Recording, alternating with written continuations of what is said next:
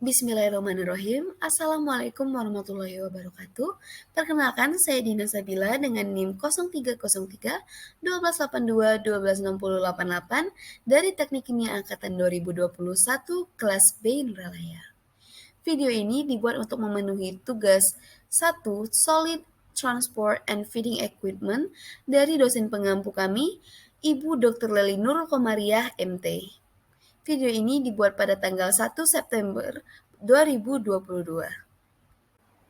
Selanjutnya adalah table of content atau apa saja yang akan kita bahas pada video ini, di mana pada video ini kita akan membahas mengenai introductions of screw feeder, function, type of screw feeder, work principle, basis of selections, considered factors, dan juga calculations of capacity of a screw feeder.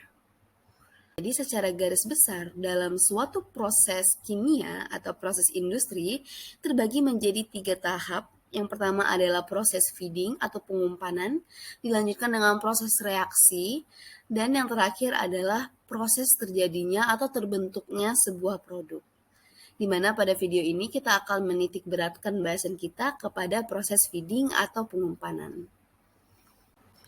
Feed screw mechanism atau mekanisme pengumpanan sekrup telah dikenal sejak zaman Mesir kuno, di mana pada masa tersebut digunakan suatu screw conveyor yang dengan sangat efisien menggerakkan powders, granular materials, wood chips, sawdust, dan juga powder materials dari storage ke tempat produksi.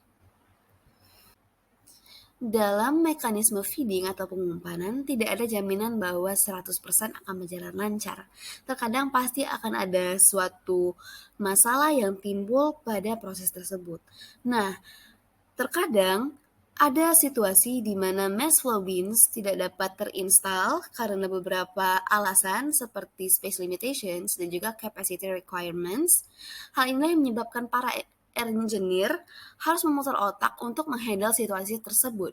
Sehingga muncullah suatu yang namanya flow assister atau pembantu aliran, di mana pembantu aliran ini dapat berupa alat yang membantu engineer menyesuaikan aliran untuk digunakan pada suatu unit tertentu. Salah satu contoh dari flow assister dalam bidang feeding ataupun pengumpanan adalah screw feeder, dan berikut adalah penjelasannya. So, what is screw feeder? Apa yang dimaksud dengan screw feeder? Screw feeder sendiri adalah mesin yang sangat umum sekali digunakan dalam dispensing atau metode ekstraksi dan juga feeds product ataupun pengaliran feed dari storage container ke unit yang kita inginkan.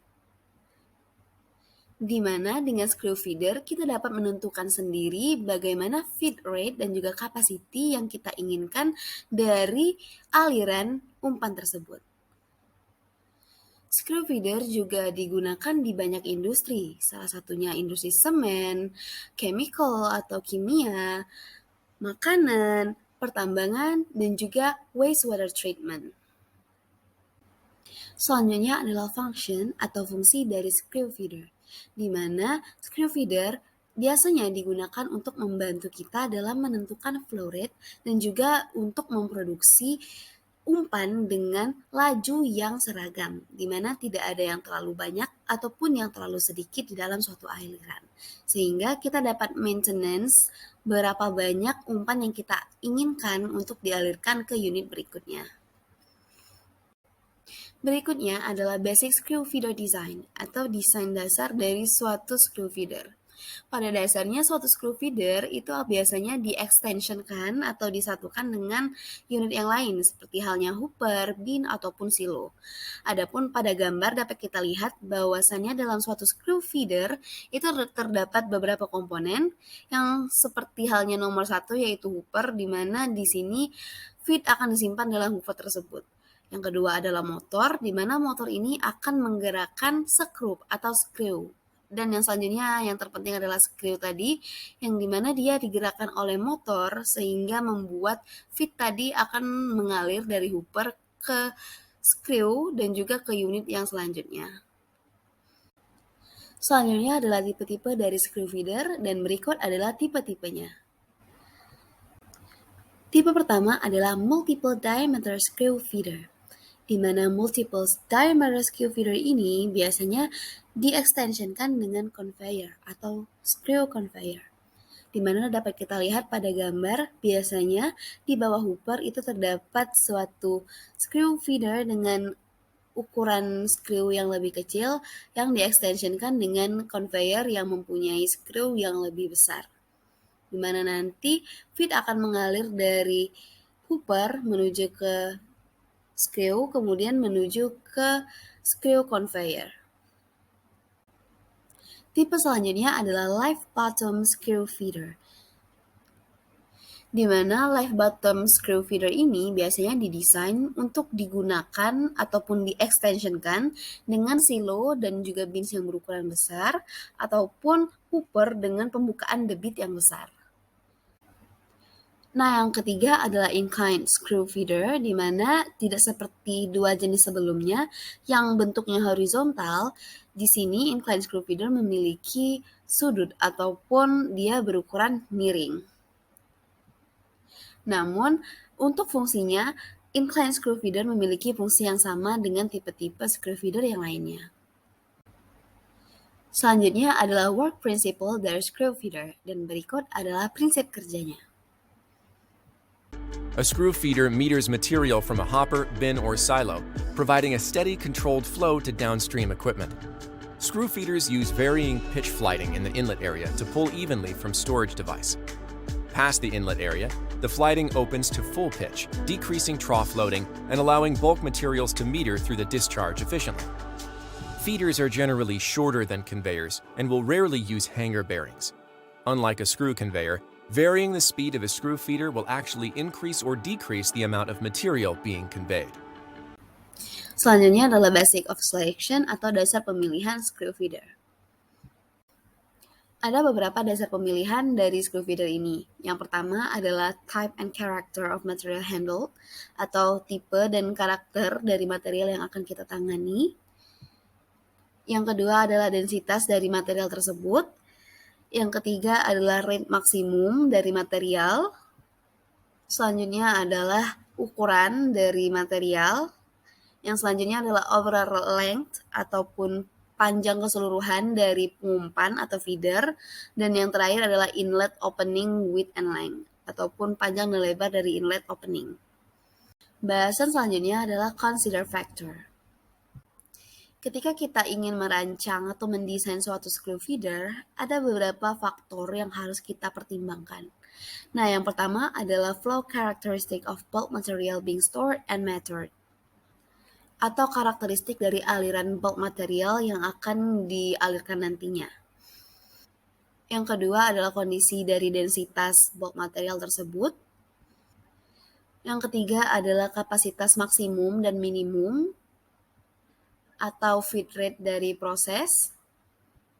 Selanjutnya adalah ukuran dari bulk material tersebut.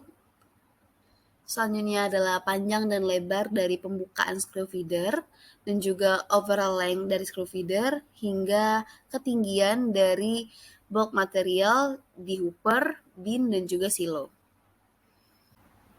Yang terakhir kita akan membahas mengenai perhitungan dalam screw feeder.